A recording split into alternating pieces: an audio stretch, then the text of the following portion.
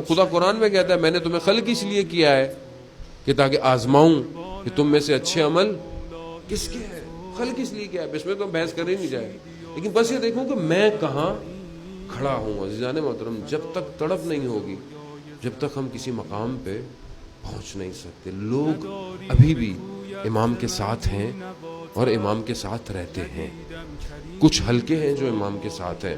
ایک عالم دین آیت اللہ شمس الدین اپنی کتاب میں بیان کرتے ہیں کہ عالم دین بہت مریض تھے اور بالکل صحت نہیں ہو پا رہی تھی, شفا نہیں ہو پا رہے تھے.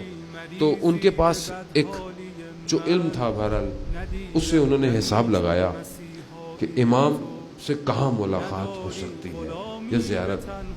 انہیں پتہ چلا عاشورہ کے دن حرم میں امام رضا علیہ السلام میں اللہم صلی علی محمد حرم میں امام رضا علیہ السلام میں جو ہے وہ زیارت ہو سکتی ہے, وہاں امام آئیں گے.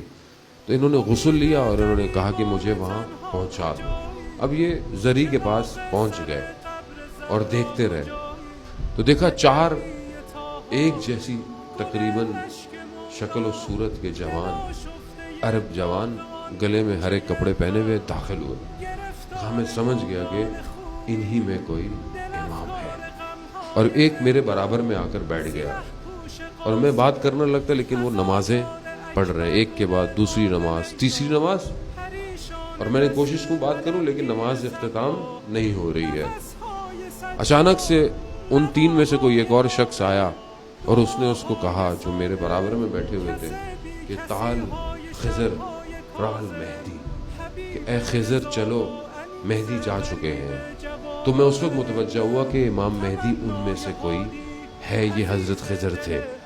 جیسے ہی وہ نکلے تو میں ان کے پیچھے بھاگا, کیونکہ روز عاشورہ تھا, ماتمی انجمنیں سنگتیں لگی ہوئی تھیں اور حرم میں بہت رش ہوتا ہے.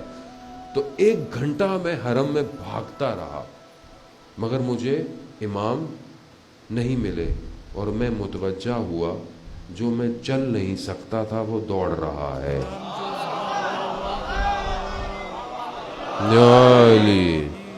یعنی امام کے وجود نے ویسے ہی شفا دے دی.